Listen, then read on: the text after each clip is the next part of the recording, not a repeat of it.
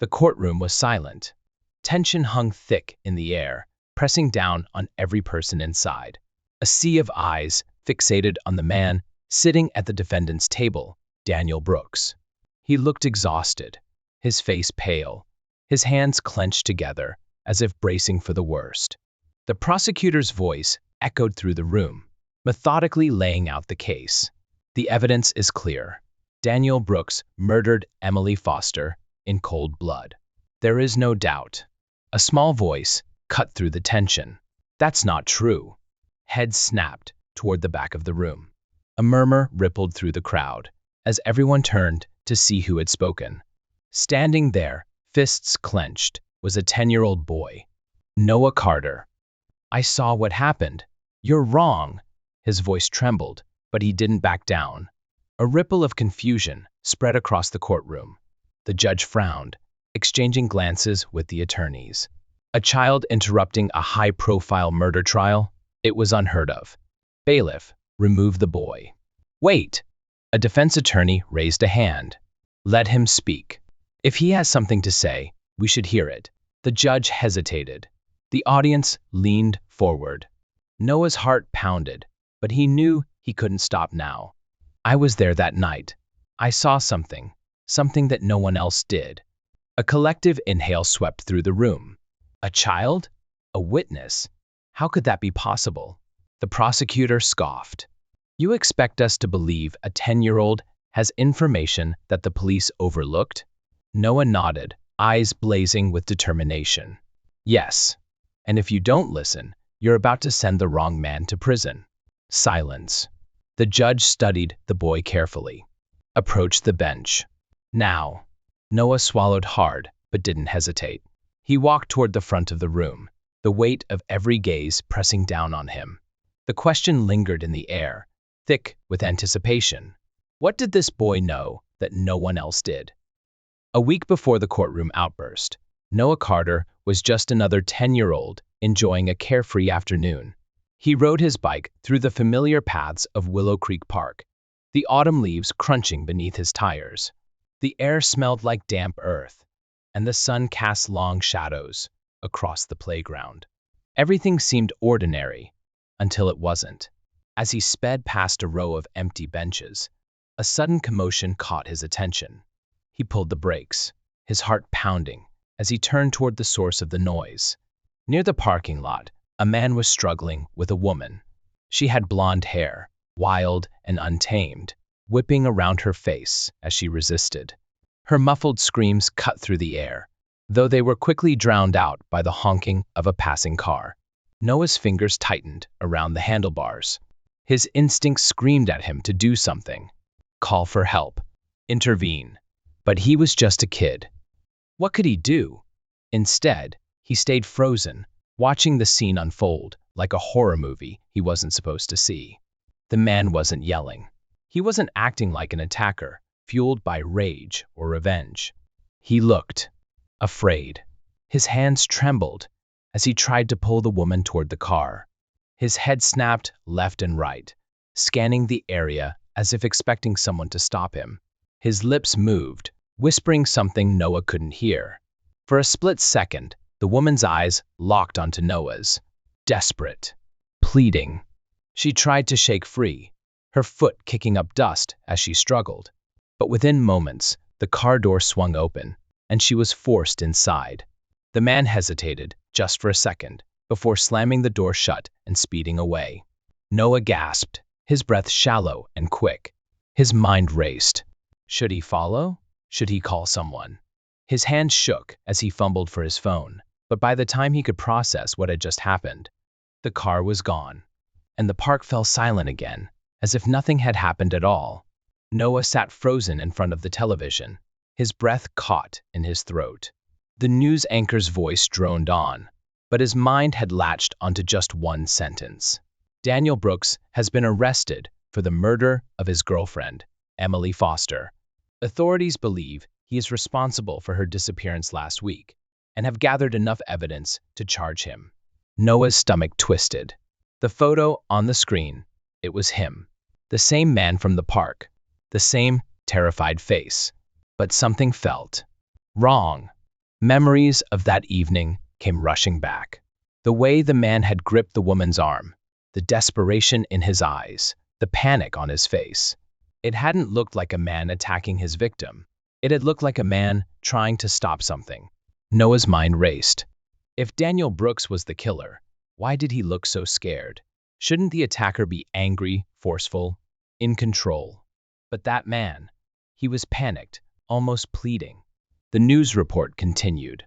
Emily Foster's body has not yet been found, but police are confident in their case. An eyewitness statement places Daniel Brooks at the last known location of the victim. Authorities believe Noah tuned it out. An eyewitness? Did someone else see something? His fingers tightened around the couch cushion. The adults on TV were so sure, so convinced. But Noah had seen it differently. Was it possible? Could they have the wrong man? A chill ran down his spine.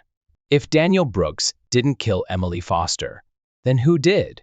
Noah sat on the edge of his bed, gripping his notebook tightly. His mind was racing, his heart pounding. He had tried to tell his mom he had to tell her, but she didn't listen. Noah, sweetie, I know you think you saw something, but the police already investigated this. The case is closed. Her voice had been gentle but firm, the way adults spoke when they thought kids didn't understand. But Noah did understand. He had seen something they hadn't. Mom, you don't get it. The man they arrested, Daniel Brooks, he looked scared, not angry. He wasn't attacking her. He was trying to stop something. His mom sighed, rubbing her temples. I know you're upset, but this is a serious case. It's not a game, Noah.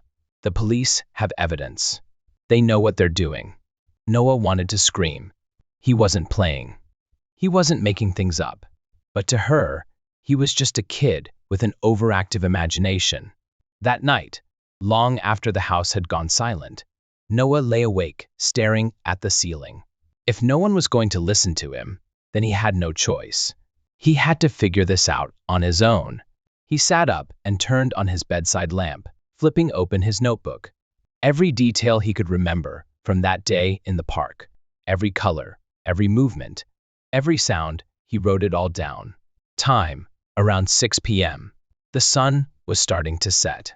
Location, near the walking trail, close to the parking lot. The man, dark hoodie, jeans, nervous. The woman, blonde hair, green jacket, struggling, shouting something. The car, black, maybe a sedan, the license plate, too far to read. He squeezed his eyes shut, trying to pull the memory back into focus. What did she say? She had yelled something. Was it a name? A warning? Noah wrote another note. Go back to the park. Look for clues. His hands trembled slightly as he closed the notebook. This wasn't just some school project. If he was right, then a man who might be innocent was about to lose everything. And the real killer? Still out there. The courthouse was a towering building of cold gray stone, its grand entrance guarded by officers with stern expressions. Noah stood outside, his heart hammering against his ribs. This was crazy. This was dangerous. But he had no other choice. Daniel Brooks was on trial for murder, and no one knew the truth. No one but Noah. His hands tightened into fists.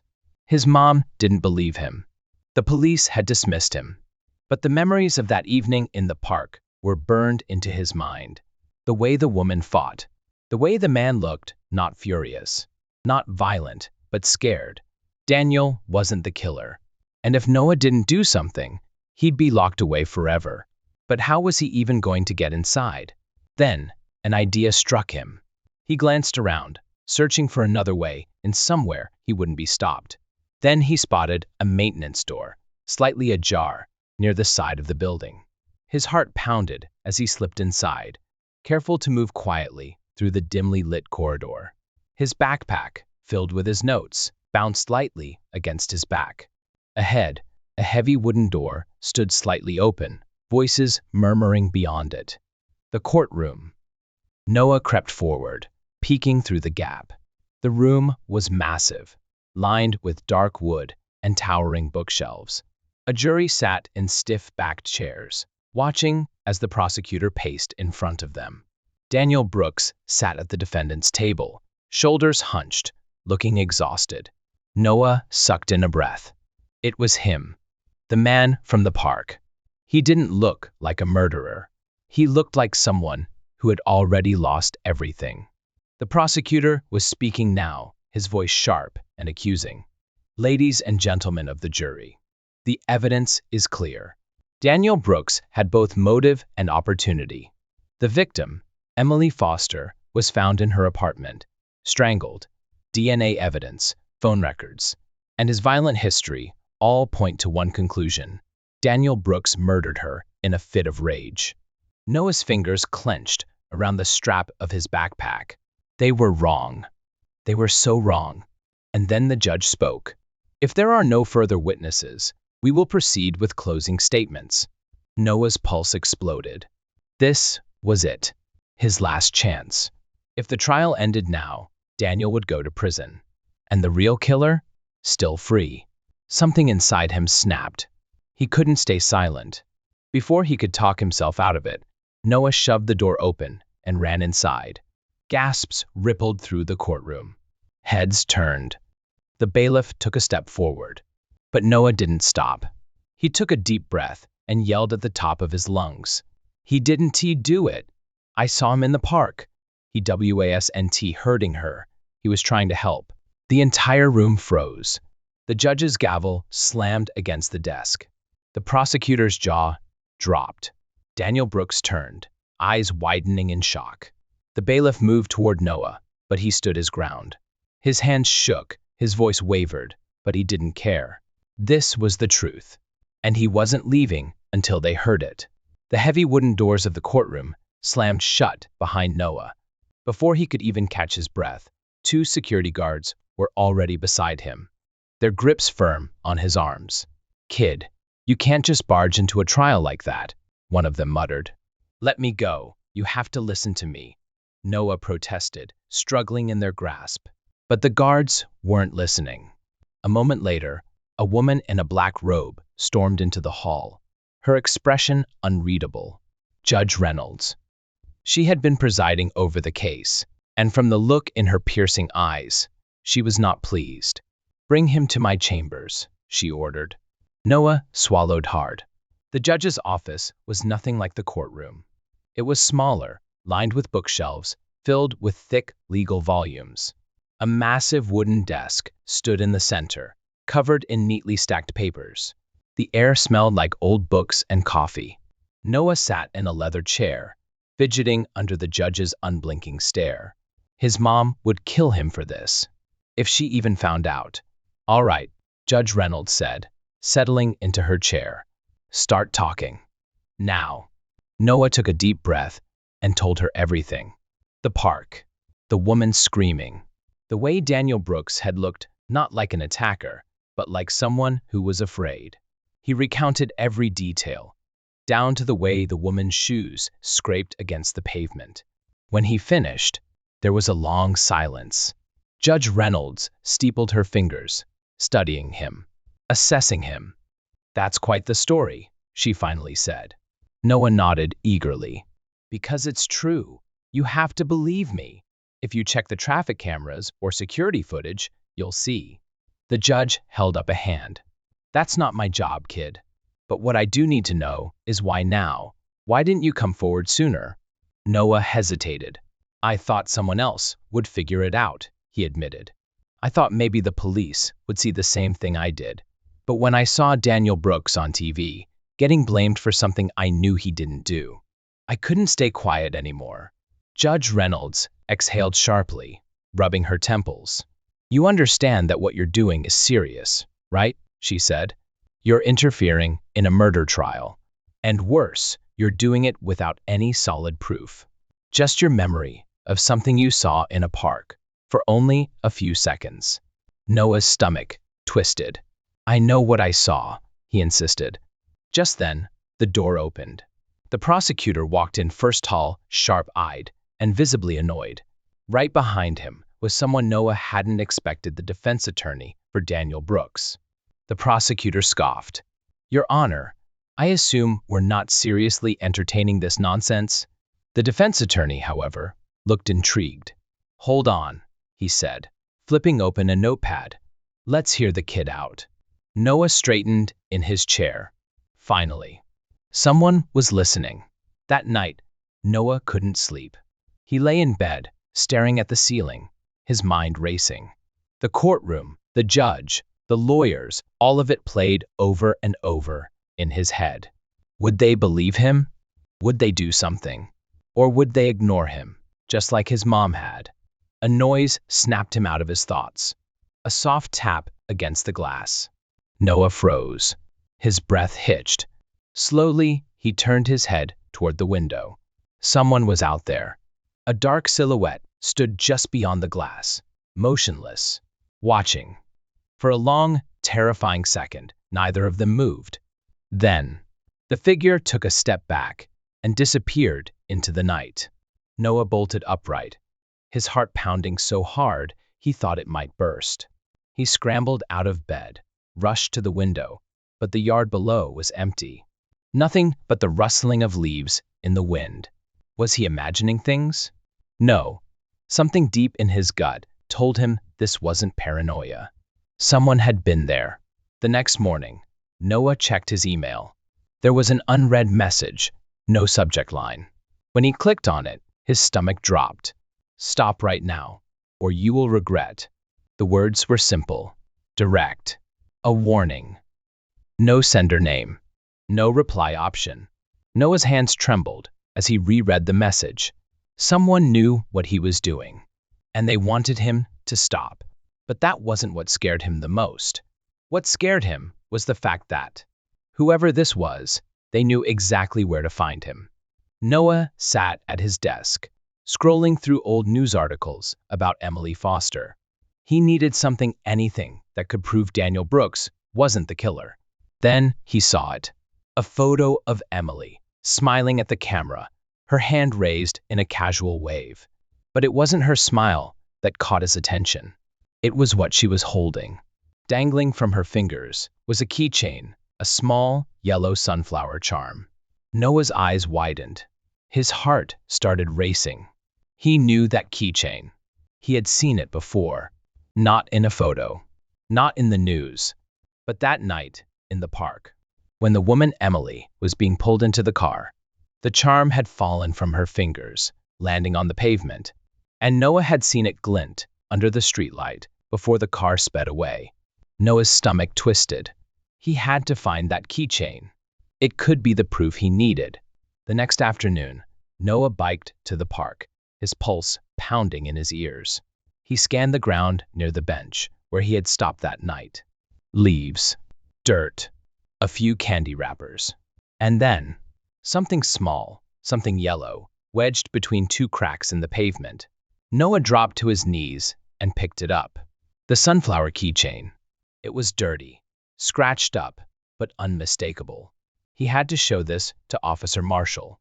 That night, as Noah sat at the kitchen table, going over everything in his head, the local news played in the background. Then, something made him freeze. The reporter was talking about Emily Foster's murder. A video clip flashed onto the screen, surveillance footage from the street near Emily's apartment. A dark, colored sedan, driving away from the scene. Noah's eyes widened. He knew that car. It wasn't Daniel Brooks' car. It was a blue sedan. The same one he had seen in the park. The same one driven by Brandon Hayes, Emily's ex-boyfriend. Noah had to tell someone. And this time, he wasn't going to be ignored. Noah couldn't shake the feeling. Ever since he found the sunflower keychain, something had changed. A strange car parked down the street, headlights off. A shadow lingering outside his window at night. The eerie sensation of being watched. He told himself it was just paranoia, but deep down he knew it wasn't. Someone was out there, and they knew he knew the truth. That night, Noah lay in bed, eyes heavy with exhaustion. Then a noise, a soft creak outside his bedroom door. His breath caught in his throat. Was it his mom? Or crash. Glass shattered downstairs. Noah bolted upright. Another crash. Heavy footsteps. A low voice, cursing under its breath. Someone was inside the house. Noah raced to his mother's room. "Mom, wake up!" he hissed, shaking her. Jessica shot up, disoriented. "What's wrong?" Noah barely had time to explain before. Bang! The front door slammed open. Jessica's face drained of color. She grabbed Noah's arm, yanking him toward the closet. "Stay quiet," she whispered, shoving him inside and locking the door behind them. Footsteps. Slow. Deliberate. Someone moving through the house. Drawers opening. Papers rustling. And then, silence. Noah held his breath. Was he gone? Or was he waiting? The doorknob rattled. Noah's stomach dropped. A shadow under the door. A voice low, cold. "Noah, I know you're in there." Jessica's hand tightened over his mouth, muffling his panicked breathing. The door shook. Once. Twice. Then, sirens. Blinding red and blue lights flooded the windows. Tires screeched in the driveway. A voice boomed over a speaker. "This is the police. Come out with your hands up." The intruder froze, and then ran. Footsteps pounded down the stairs. The back door slammed. By the time Jessica and Noah emerged, the house was empty, but the damage was done. The police swarmed the scene, Officer Marshall leading the charge. Jessica, still shaking, tried to explain. Noah just stood there, numb. Until, "Ma'am," an officer called, holding up a plastic bag. Inside, a black leather glove, found by the broken window. Jessica's breath caught. Noah's stomach churned. It was just like the ones Brandon Hayes always wore. "This isn't a random break-in," Officer Marshall muttered, staring at the evidence bag. Noah finally found his voice. "It's him. It's Brandon. He knows I saw him." Officer Marshall's jaw tightened. "Then we need to bring him in. Now." The courtroom was packed. Reporters filled the benches, cameras flashing as the trial reached its final moments. Noah sat beside his mother, his hands clenched together, heart pounding. This was it, the moment he had fought for, the moment the truth would finally be heard. The doors at the back of the courtroom swung open. A woman entered, hesitating for just a second before walking forward. Megan Clark, Emily's best friend, the woman who had been too afraid to speak until now. The courtroom buzzed with whispers as she took the stand. Brandon Hayes, sitting at the defendant's table, went pale. Noah watched him shift uncomfortably, his jaw tightening. He knew what was coming. He just didn't expect it to come from Megan. Her voice shook at first, but she didn't stop. She couldn't stop. She told them everything. How Emily had wanted to leave Brandon, but he wouldn't let her go. How he had followed her, threatened her, controlled her every move. How, on the night Emily died, she had called Megan in tears, terrified. And how, after that call, Megan had heard a man's voice in the background. Not Daniel Brooks. Brandon Hayes. Gasps rippled through the courtroom. Brandon stiffened, his fists clenching. His lawyer whispered furiously in his ear, but it was too late. Megan's testimony changed everything. She wasn't the only one. More witnesses came forward. People who had been silent for too long, now finding the courage to speak. Noah sat there, watching it unfold, feeling a weight lift off his chest. Finally, the truth was undeniable. The judge's voice echoed through the courtroom. "All rise." Everyone stood as the jury returned. The foreman, a serious-looking man in a gray suit, unfolded a piece of paper. He cleared his throat. "In the case of the state versus Brandon Hayes, we find the defendant guilty." A collective breath seemed to be released all at once. Jessica squeezed Noah's shoulder, tears in her eyes. Daniel Brooks, the man wrongfully accused, closed his eyes, his lips trembling. Brandon, meanwhile, sat in stunned silence as the guards moved toward him. His fate was sealed. Justice had been served. Outside the courthouse, Reporters swarmed. Microphones shoved forward, cameras flashing. Noah, how does it feel to know you helped solve this case? Noah hesitated, feeling the weight of it all. He was just a kid who noticed something, a kid who refused to stay quiet. He looked at his mom, then at Daniel Brooks, a free man at last.